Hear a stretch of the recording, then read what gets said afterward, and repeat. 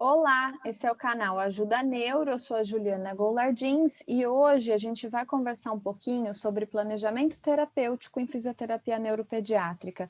Se você tem dúvidas em como planejar a avaliação, como definir metas terapêuticas e como desenhar o raciocínio clínico no tratamento de crianças com disfunções neurológicas, esse vídeo pode te ajudar. Nós temos, então, alguns princípios norteadores que vão guiar a nossa forma de olhar, de enxergar o nosso paciente. São eles 5 pontos. A queixa funcional, as F-words, ou minhas palavras favoritas, o guia de estabelecimento de metas SMART, pontos específicos ali de uma boa estimulação direcionada e a prática baseada em evidência.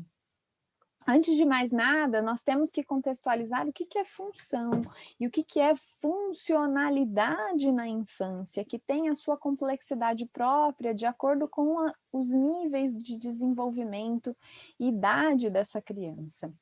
Bom, função envolve várias atividades que os seres humanos costumam realizar como criaturas vivas, né? Não só funções, né, de cada órgão, de cada estrutura que vai garantir essa homeostase interna, né, e que não tem que funcionar só individualmente, mas como um sistema para garantir essa harmonia, mas também o indivíduo como um todo e o indivíduo com outros seres humanos, né, que envolve então o seu papel social. Eu gosto muito dessa figura das engrenagens porque ela ilustra bem essa questão. Se a gente olhar para uma única engrenagem, ela tem que funcionar adequadamente, mas ela não mantém a função vital daquele ser humano. E ele não dá conta das suas atividades de uma maneira mais ampla se ele tiver uma deficiência em um nível estrutural. Porém, o todo não é todo sem a parte, né? E nem o contrário. Então, nós precisamos do pleno funcionamento em nível de estruturas e função de corpo, de atividades e de participação, que é justamente o que o modelo da CIF, da Classificação Internacional de Funcionalidade, nos propõe. Nós temos também que um comportamento motor adequado, né? E essa definição de função eu encontrei no Google, mas eu acho ela muito relevante de ser colocada. Ela coloca que função é o comportamento ou ação para a qual a gente consiga visualizar um início e um fim, né? Quando nós falamos de independência funcional e autonomia, né? Claro, temos interpretações diferentes em cada uma tem a questão da tomada de decisões e a outra da execução, mas são aspectos relevantes da função, né, do que nos dá escolhas, do que nos dá o cumprimento de tarefas funcionais, ou seja, eu determino algo para ser realizado com começo, meio e fim. Eu não movimento o meu braço por movimentá-lo. Eu movimento para alcançar um copo e trazê-lo à boca. Eu movimento para pentear o meu cabelo. Então, assim, nós temos objetivos funcionais sempre em vários movimentos. E esse sistema de movimento ele tem que funcionar harmonicamente. Cada uma das estruturas que o compõem, e não é só o sistema nervoso, né? São todos vários sistemas corporais, eles têm que funcionar de maneira conjugada e sistêmica. Dessa forma, a gente sai, então, de um modelo totalmente biomédico, na questão de tentar consertar a deficiência, focado apenas nas funções orgânicas, para um modelo biopsicossocial, que sim, olha para o nível de estruturas e funções de corpo, porém, o nosso enfoque maior precisa ser no nível das atividades, ou seja, as funções diárias, como elas são executadas, quais são as dificuldades, mas quais são as potencialidades dessa criança na execução dessas tarefas e das funções sociais, né? Então, o papel ali social da criança dentro do brincar, com amigos, dentro do frequentar a escola, dentro do seu papel familiar, né? Então, nós precisamos olhar para todas essas questões, não só da relação com o outro, mas como ela pode ter todos os direitos que outras crianças têm, de ir e vir, de acessar, de fazer, de poder estar com o outro, poder interagir com o outro. Então, o nosso olhar ele tem que ser multidimensional.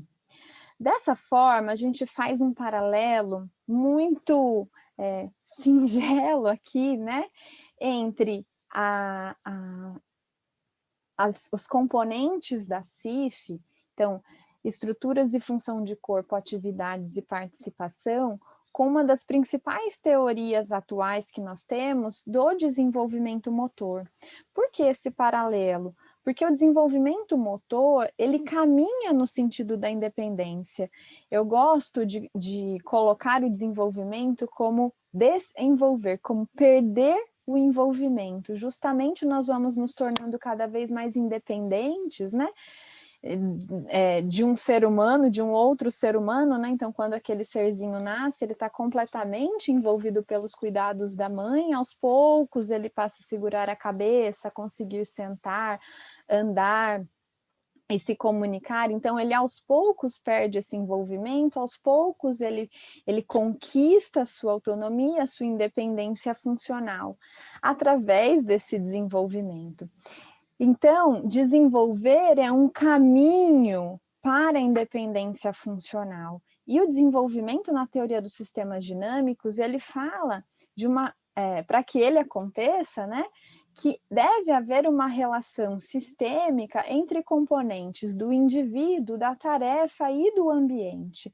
Então, num paralelo aí, né, a gente coloca o nosso olhar para o indivíduo em relação, né, às estruturas e funções corporais, mas também para a tarefa, o que ele vai executar, o que é importante para ele, então no nível das atividades e do ambiente, né? Então, a teoria dos sistemas dinâmicos é essa relação entre indivíduo, tarefa e ambiente. Quando a gente olha para o ambiente, a gente está vendo muitos aspectos da participação, né? Então, porque a gente vai ter ali elementos que podem ser barreiras ou facilitadores nesse ambiente. Como assim, Ju? Acho que agora fica mais claro com esse slide. Quando a gente olha para um paciente apenas no nível das estruturas e função de corpo, a gente está olhando para a integridade estrutural e fisiológica. Ela é importante? Sim. Muito do nosso raciocínio vai ser entender o que está acontecendo biomecanicamente em algum ponto, por que aquilo está acontecendo. Porém, a gente não conserta tudo e a gente precisa permitir o movimento da forma que for possível.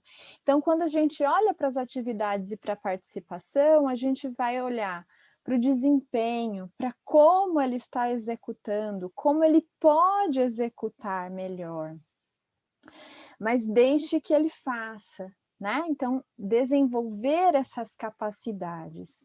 E quando a gente olha, então, para um outro ponto ali da CIF, né, que são os fatores ambientais e individuais intermediando todas as relações entre estruturas e função de corpo, atividade e participação, nós temos fatores aí que podem ser barreiras, como eu falei há pouco, ou facilitadores, né?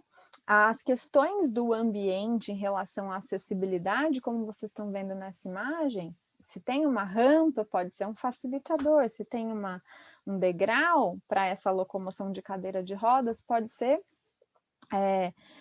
uma barreira, mas não é só isso, né? Nós temos aí muitos fatores, né? Dentro até dos próprios fatores individuais, as questões de como essa própria criança ou essa família lida com a deficiência também, podendo ser uma barreira ou um facilitador, mas isso dá uma aula, né, toda somente sobre isso. O que eu quero dizer é que a gente precisa ampliar o nosso olhar.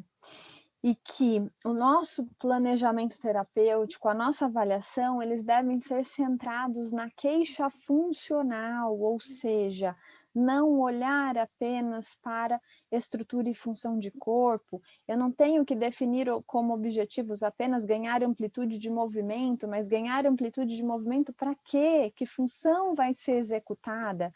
É para eu conseguir jogar uma bola num cesto, é para eu conseguir me deslocar de um ponto a outro de uma maneira mais rápida e mais segura. Então, eu preciso olhar de uma maneira mais ampla para o indivíduo, para a tarefa e para o ambiente. Então, eu preciso ter esse olhar multidimensional para as funções, para aquilo que ela consegue, para disfunções, para aquilo que ela ainda não consegue. Mas eu preciso compreender as preferências da criança e engajá-la ativamente no processo, tanto no processo de avaliação, mas principalmente no processo de intervenção.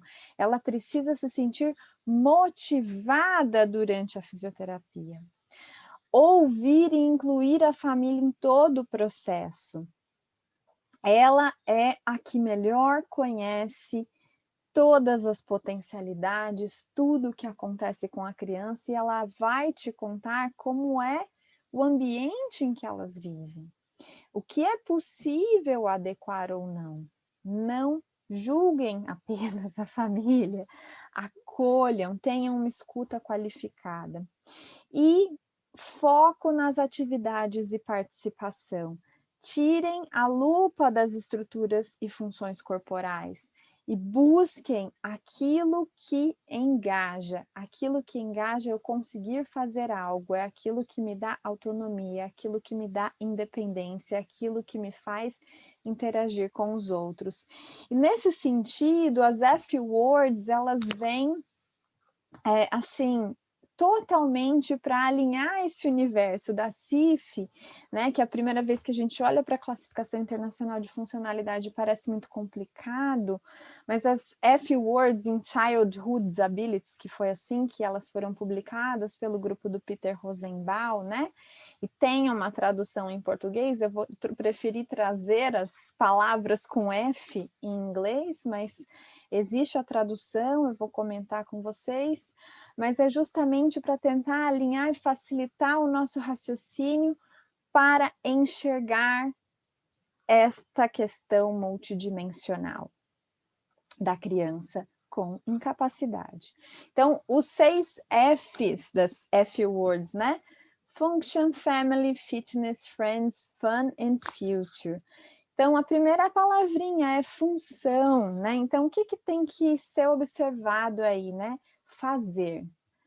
As crianças precisam fazer. Não importa como ela faz, mas deixe que ela faça. Não restrinja a criança por ter uma deficiência. O importante é dar oportunidades da forma que for possível para que ela execute as suas funções diárias, as suas funções sociais. Família é o ambiente central de qualquer criança e é o ambiente central também da criança com incapacidade. Ela é a que mais conhece sobre a criança, é ela que vai ficar 80% do tempo. Essa criança não fica em terapia todos os dias, né? Ou quando fica 1 hora por dia, ou algumas horas do dia, todas as outras horas. É a família que fica com essa criança. Então, ela precisa ser colocada como centro das nossas práticas. Fitness, no português, foi traduzido como saúde, né? Todos nós precisamos estar e nos manter em forma e saudáveis, né? Assim como as crianças com incapacidades, elas também precisam deste olhar para a sua saúde física geral. É importante que elas se movimentem, é importante que a gente ofereça oportunidades de movimento de formas de reduzir o comportamento sedentário e prevenir, inclusive, agravos, enquanto a gente olha de novo para o outro F ali de baixo, que é o futuro, daqui a pouco eu chego nele. Essas crianças vão envelhecer. E a gente precisa ter um olho ali na prevenção de agravos. Mas se a gente reduz o comportamento sedentário desde a infância, a gente sabe que a gente previne muitas e muitas coisas depois. O F de amigos, de friends, né? Amigos são uma parte fundamental e essencial da infância. É preciso que a gente não coloque essas crianças com incapacidade em redomas de vidro que não podem se expor e que não devem incluir, pelo contrário, elas precisam ser incluídas, elas precisam ser ouvidas, elas precisam ser aceitas, mas não são só elas que aprendem com a convivência de outras crianças, essa é uma via de mão dupla, né? Toda a sociedade, ela engrandece quando ela inclui. Fun, né? Se divertir. A gente fala muito isso, né? Se sujar faz bem, é brincando que se aprende, é brincando que se aprende, cresce, se desenvolve. As crianças precisam de diversão. Não só diversão durante o momento da terapia, mas é importante que a gente inclua e converse com a família para que hajam momentos de diversão na vida dessa família, na vida dessa criança, momentos fora da terapia. É importante relaxar, é importante se divertir. E o future, né, o futuro, que eu já comentei ali na questão da redução do comportamento sedentário, quando a gente fala de fitness, né, o amanhã é resultado do que é feito hoje. Então, nós temos que ter um olhar mais amplo, que é claro, né, e ótimo que isso tenha acontecido, a expectativa de vida de todas as crianças com incapacidade, sejam com síndrome de Down, paralisia cerebral, qualquer outra deficiência nesse sentido, tem aumentado muito, né? Isso é resultado de conhecimento científico, de melhora na assistência, mas nós sabemos que eles vão envelhecer, então o que vamos fazer hoje para que eles tenham um futuro melhor? Bom, outro ponto a ser abordado é o estabelecimento de objetivos SMART, né? SMART, então, é um acrônimo em inglês. Então, se é um acrônimo, a gente vai ter que olhar para cada uma das palavrinhas que compõem essa palavra, né? Então, a gente tem aí o specific, o measurable, o achievable, relevant e o timely, né? Então, ou seja, o S de específico, né, nos diz exatamente o que, né? Então, com clareza e objetividade, qual vai ser o nosso objetivo funcional, o que será trabalhado, né? Então, se eu vou trabalhar alcance, tá? Mas não é simplesmente alcance, eu vou alcançar o quê? Eu vou trabalhar que tipo de objeto, né? Então, é o mais fino, é o mais grosso, para quê? O que, que a criança quer fazer com aquela função? Então, ele quer aprender a jogar bola, mas para quê? Porque ele quer jogar com o amiguinho ou com o irmão dentro do seu prédio, não, ele quer jogar bola junto com os colegas numa quadra durante a aula de educação física. Então, a gente precisa alinhar exatamente. E muitas vezes a nossa dificuldade é que a queixa principal, né? Porque essa queixa ela não é estabelecida pelos fisioterapeutas pura e simplesmente, ela tem que ser clara e objetiva, né? Também para a família e às vezes para a própria criança, quando isso for possível, né? Então, esse o que especificamente vai ser trabalhado é importante ser definido em conjunto. O M, então, de mensurável, né? Como é que a gente vai saber se esse objetivo, então, foi alcançado? É como medir? Ele é medível? Ele é mensurável, né? Uma palavra mais adequada, né? Ele é mensurável. Como nós vamos medir? Vamos medir em tempo, em segundos, em número de passos por segundo, nós vamos medir com um vídeo, né? Então, olhando para a performance, para o desempenho, nós vamos medir velocidade, nós vamos medir o quê, tá? Então, como, né? Vamos utilizar instrumentos padronizados ou não padronizados, mas vamos fazer este registro e precisamos disso para justamente mostrar para a criança e para a família aqueles resultados, né? O A, então, de achievable é alcançável, é atingível, o objetivo ele é desafiador, mas ele é possível para ser executado por aquela criança, né? Então, a gente precisa ter muita clareza, né? Então, entra um pouco junto com o específico, esse achievable, né? Então, esse alcançável, ele tem que estar de acordo com se esse objetivo que nós estamos traçando, ele é um de curto, de médio ou de longo prazo, ele tem que estar ligado com o T ali do timely, né, que é o ponto do tempo, né, então ele é alcançável no tempo proposto. Se você trabalha dentro de um serviço que tem um número de sessões limitadas, e a gente às vezes vê isso acontecer, então o paciente tem 10 sessões, o paciente tem 3 meses com você, o paciente, tá bom, então ainda mais importante traçar objetivos que sejam atingíveis dentro daquele tempo, dentro daquele limite de sessões, tá? O R de relevante, né, em alguns modelos do Smart também vem realistic, que é o realista, né? Eu acho que esse realista ele faz muito parte do específico, né? Ele tem que ser claro, tem que ser objetivo, tem que ser realista, e o realista também está ligado ao atingível. Mas no universo infantil eu prefiro o relevante, porque aquele objetivo é importante para o paciente e para a família, né? Então, ele executar uma ponte, isso é um objetivo do fisioterapeuta, né? Então, eu quero fortalecer o glúteo, tá? E o que fazer uma ponte, fortalecer o glúteo daquela criança vai ter de significado na vida daquela família? Ah, não, olha, se ele conseguir levantar o bumbum, fazer a elevação pélvica, vai facilitar o manejo, a troca de fralda, vai facilitar a higiene, vai facilitar o vestimento da parte inferior da roupa. Ok. Então, aquilo tem que fazer sentido e ser relevante para o paciente e para a família. Então, o outro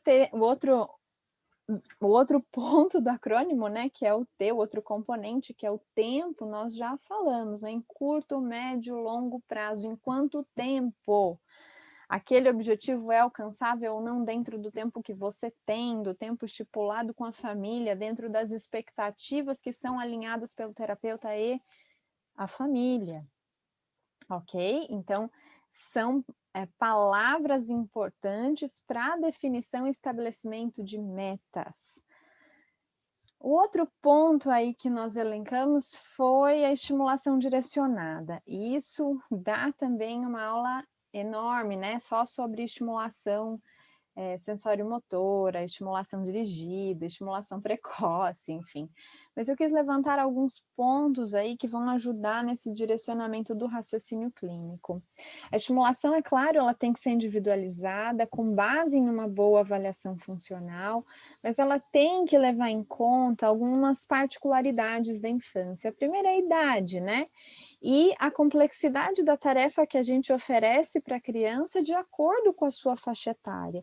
Então, não só temos ali que estudar a questão dos marcos motores e o que é esperado para cada faixa etária, mas também nas crianças um pouco mais velhas, né, elas já até conseguem realizar alguns padrões fundamentais de movimento, mas elas têm níveis menos ou mais maduros na performance, no desempenho daquela habilidade. Então, nós temos que adequar a tarefa, a exigência da tarefa, da complexidade daquela tarefa, à idade da criança, aos interesses, às motivações, ao nível cognitivo. Então, tudo isso tem que ser condizente com a sua faixa etária, né? Porque se a gente oferece algo que é complexo, que é difícil demais, a gente acaba desmotivando a criança.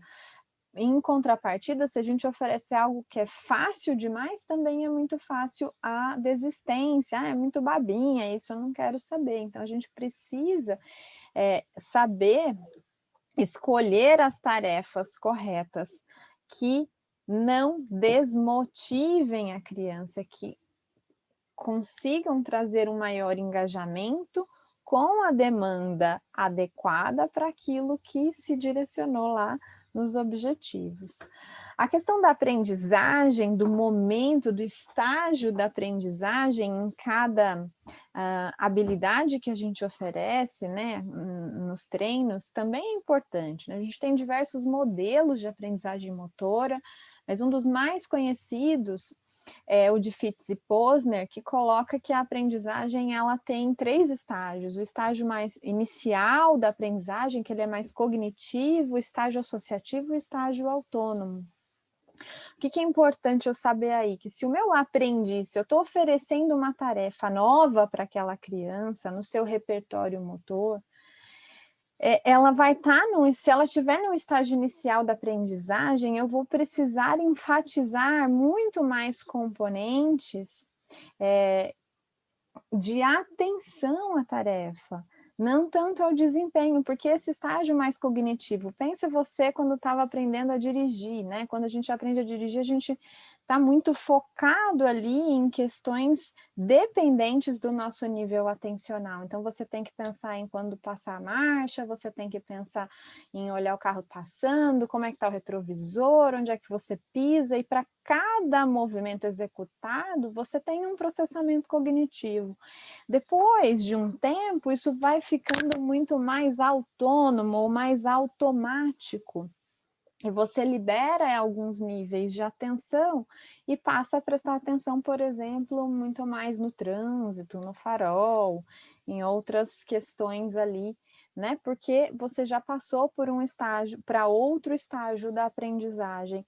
E quando a gente está oferecendo novas tarefas, novas oportunidades, a gente precisa entender a influência desses estágios e as necessidades que a criança vai ter em cada um desses estágios. Outra questão é o nível de desenvolvimento dessa criança. Então, ela pode ter uma idade, né, a faixa etária, não condizente com o seu nível de desenvolvimento funcional.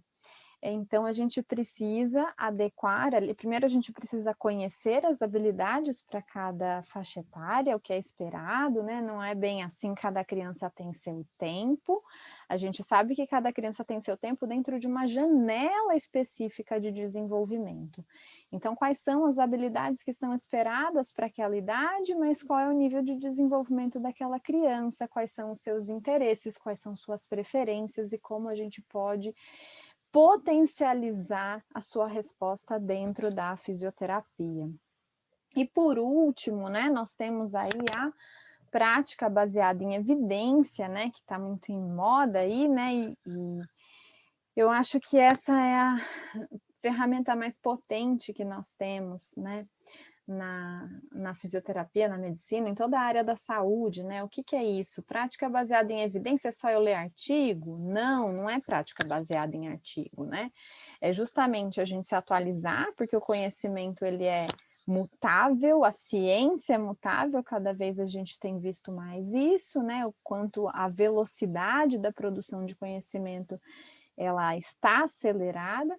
Mas então nós vamos buscar as melhores evidências disponíveis até aquele momento, mas eu não vou simplesmente pegar um artigo e vou lá e faço no meu paciente. Não, é alinhar a melhor evidência disponível, interpretar esses achados, conjugar isto com a minha expertise profissional e com as preferências do paciente, e assim tomar a minha decisão. A maior parte dos ensaios clínicos, né, que são aqueles tipos de estudo que testam o efeito ou a eficácia de alguma intervenção, né, seja ela remédio ou alguma técnica da físio, esses ensaios clínicos eles são construídos em cima de uma pergunta, né? Todo artigo ele responde uma pergunta científica relevante. E a nossa prática clínica, ela precisa dessas respostas. Como que ela é construída então, né? Em uma pergunta picote, né? Alguns só pico, mas a maioria agora tem vindo com o T também, com o momento do tempo, né? Que a gente falou que é tão importante lá no SMART para a definição dos objetivos. O que é uma pergunta pico, né? O artigo ele vai buscar responder o quê, né?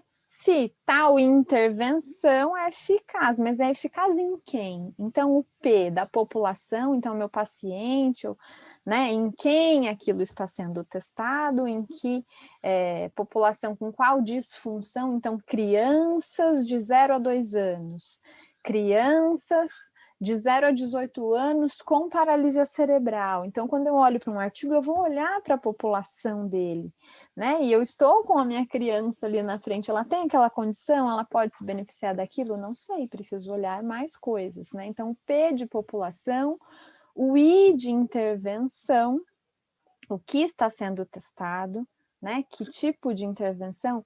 Bandagem elástica, estimulação elétrica funcional, neuromodulação não invasiva, enfim, o quê? E como exatamente é aquele protocolo? Se eu estou usando um protocolo de neuromodulação, de estimulação elétrica periférica, quais são os parâmetros que estão sendo colocados ali com segurança, né? O Czinho é de comparação. O que é essa comparação? É um grupo controle, ou é um grupo sham, né? Um grupo placebo, é um grupo controle com doença, um grupo que faz intervenção e um que não faz, é um grupo controle saudável, enfim, a gente tem que entender qual é esse grupo de comparação. O O, que é o outcome, né, que é o desfecho, é em quê? Então, aspirina funciona para tudo? Não, aspirina funciona para um determinado problema de saúde. Então, a gente não pode falar assim, fisioterapia funciona para autismo, né? Não faz sentido essa pergunta, né? Por que não? Porque faria sentido eu falar, medicina funciona para dor de estômago? Não, né? Então, a gente tem ali um determinado medicamento, né, para um determinado desfecho. Então, quando a gente olha para as técnicas fisioterapêuticas, a gente vai olhar, esta técnica funciona para este desfecho? Então, estimulação elétrica funcional em crianças com paralisia cerebral, sobre o músculo, estou aqui inventando, tá, gente? Tibial anterior, melhora a velocidade da marcha, melhora a qualidade de vida, são coisas muito diferentes. Então, sobre qual desfecho nós estamos olhando? O que é relevante para o meu paciente lá atrás, lá no SMART que a gente falou, né? Então, justamente o que a gente vai, o que a gente quer atingir. Então, qual é esse desfecho? Tá? E o T ali, o momento no tempo. Então, se a gente consegue extrair de um artigo, né, essa resposta, a gente tem, como eu destaquei aí, né, a grande dúvida da maioria, pelo menos dos meus alunos, que confundem muito o que é objetivo e o que é conduta, né? Se a gente aprende a ler o artigo com esta visão, a gente vai ter essas respostas. Se eu definir qual é o objetivo, eu vou olhar para um artigo olhando para o desfecho.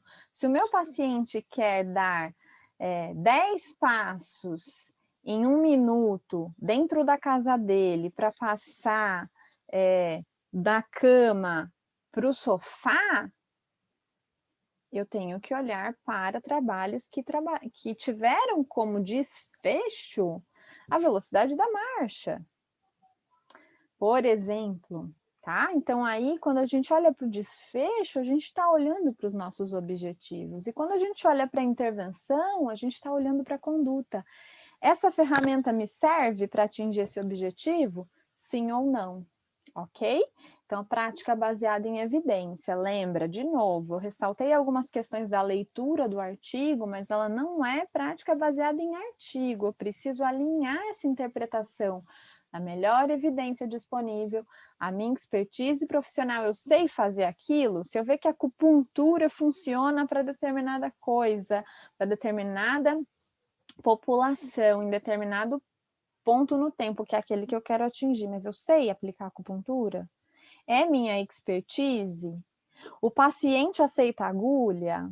Então, a gente precisa fazer este tripé da prática baseada em evidência sempre para tomar a melhor decisão clínica. Então, tudo isso vai embasar o nosso raciocínio clínico em neuropediatria. Espero que vocês tenham gostado. Se gostaram, deixem o seu like. Se tiverem perguntas, quiserem sugerir temas para as próximas aulas, deixem nos comentários. Esse daí é o meu Instagram. Se inscreve no canal para não perder nenhum vídeo e até lá, gente!